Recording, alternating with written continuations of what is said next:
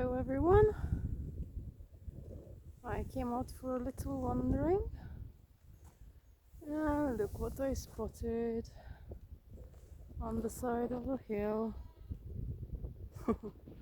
There's some sheep.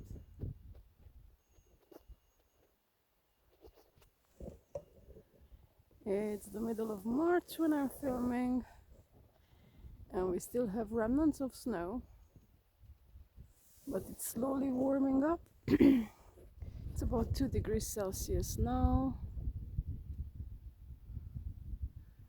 and the weather is beautiful.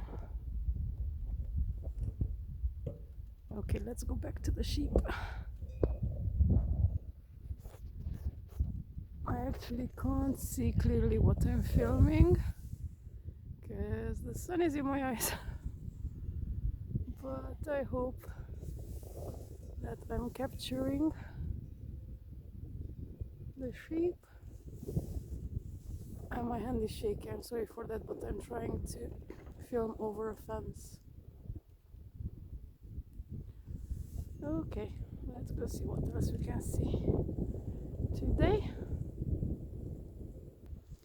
Just spotted a little kitten that suddenly stopped when I stopped and turned around. Where are you going? Okay, she's going for an exploration and just show you a yard of someone in a house with firewood stacked and everything else that you need in a more isolated area. This is the last village before you get to these mountains. These are the very beginning of the Paringal mountain range. There, if I can zoom, you can see 2 peaks. One that's closer, covered by trees, and one, I'm trying to center it into the middle of the screen, that is the Great Parang mountain. It doesn't look like it from here, but it's a very tall, beautiful mountain with a ski slope and some other interesting bits. But why I wanted to come here, we have been here before for those who have watched my wandering videos, is because right in front of us there is a lake. And last time I was here, not sure, 6 to 8 weeks ago, it was frozen over and completely covered in snow. And I think it's more or less the same from a distance. But let's see when we get closer. It's like the silhouette of the tree. Okay, almost there. Well, it's still mostly frozen. This is a little creek that flows into it. Look, there's a trickle of water coming from there. And even this is frozen. And there's a very cool gate which shows that a long time ago that whole area belonged to someone.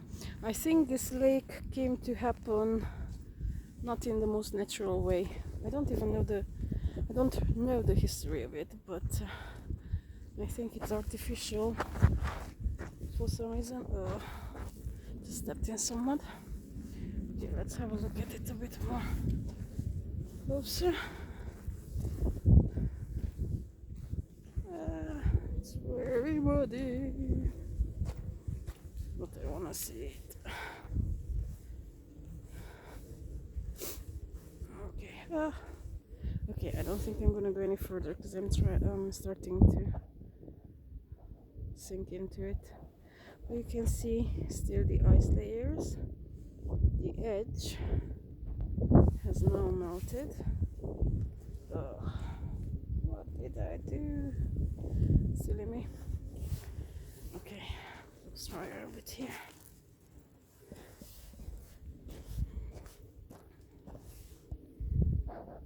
reflection of the clouds. Look, how pretty is that? And then let's have a look at the lake. Frozen.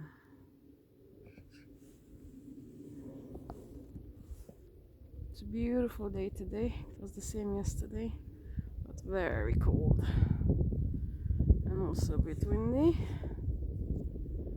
Let's just have a panoramic view of it all. I just saw a magpie fly by. It's a beautiful view from here. When the lake is not frozen, there's loads of ducks swimming happily around it. Well, not around it, in it.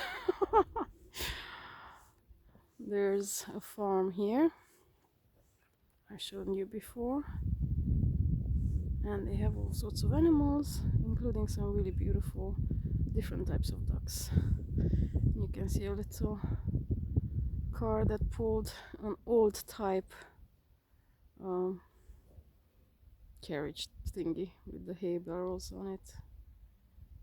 And yeah, that's still needed for a while, because as you can see, there's not even a blade of grass that's fresh. Spring comes much later in this area because of the cold, but I can see the willow trees on the edge of the lake. You can see them turning, so it means the buds are getting ready. That's the most fresh color I've seen. A couple of weeks ago we had a few snowdrops and crocuses popping out, but then the snow came and the -8 and lower, so they're all gone. Okie dokie. Well, this was the lake. I will return here when temperatures will change and it's gonna warm up and the ice will melt away, and hopefully we'll get to see the ducks as well then. Now I'm gonna make my way back through the little village, and I don't know, if I see a cat or anything else that's of interest, I will continue filming. Okay.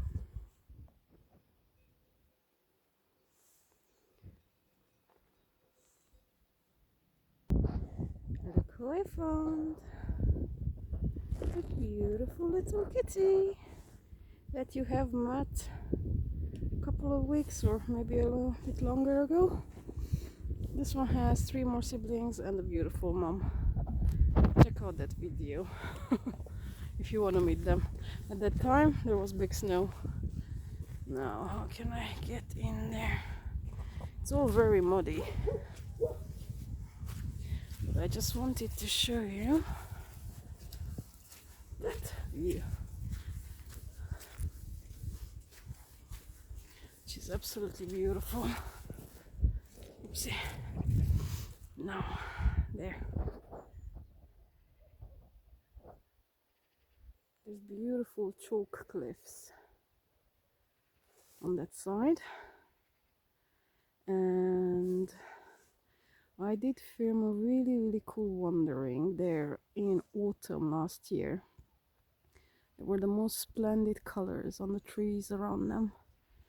So again, if you want to see, check it out. I'm going to try and put them either in the top, top right corner, so you can just click on them.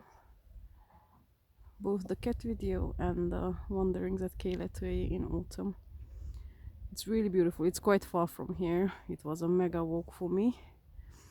It looks close, but it's really not. But it was worth it. Okay, let's see what else we can see today. Now this is a little hillside pasture where usually cows are grazing from late spring till late autumn. There's a tiny creek going through it, but most of it there, you can see it's frozen as well.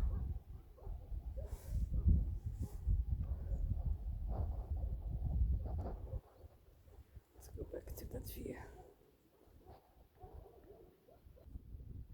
Now I wanted to show you these molehills because erroneously I thought that moles hibernate through winter, and when I found a few molehills, I don't know, 2-3 months ago in a different place, I thought that they are old ones, but then I looked up info about them, and it turns out that the little moles are not hibernating.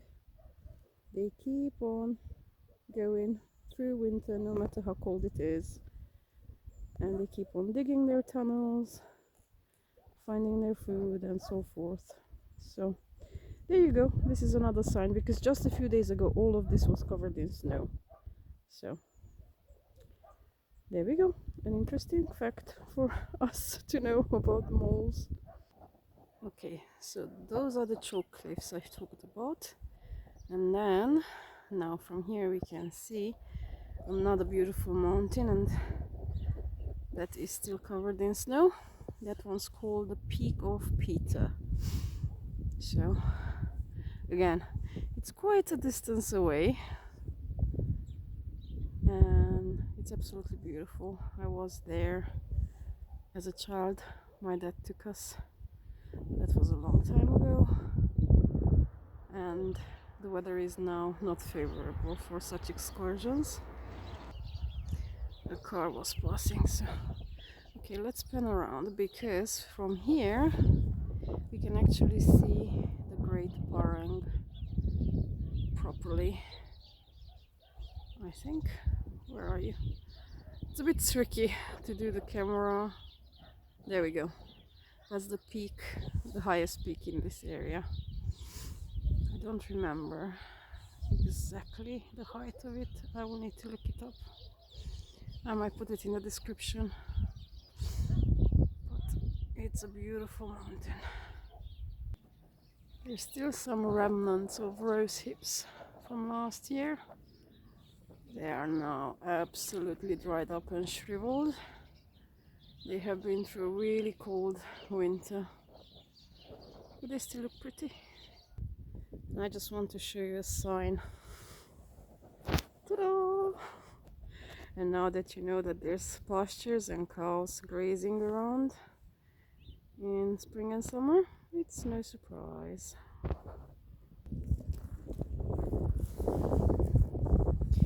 I'm walking between the train tracks, but don't worry, I'm safe. Now, I think they're used occasionally, but they're not normal train tracks. Well, they are normal, but it's not for passenger trains. This is the track that connects the coal mines. There's one there in front of us that is still active, with the rest of the Gil Valley, and they would be taking the extracted coal with big wagons. This is an industry that's dying. They have been shutting down the mines. I have mentioned this before. There used to be 13 all across the valley, and I think there's only 3 left that are still active for a few more years, but they will be closed down again, closed down as well. But yeah, there's a whole process of how you need to wrap up things. So that's that. This is the end of the wandering for today. Let's go back to the Peter Peak, or Peter's Peak, or whatever it's called, and wish you a good rest of the day and week. If you like the wandering, don't forget to press that like button. And if you are somebody new who stumbled across my videos, I have loads and loads. Most are focused on nature, so do check them out. And if you like what you see, then subscribe. Thank you. Cheerio.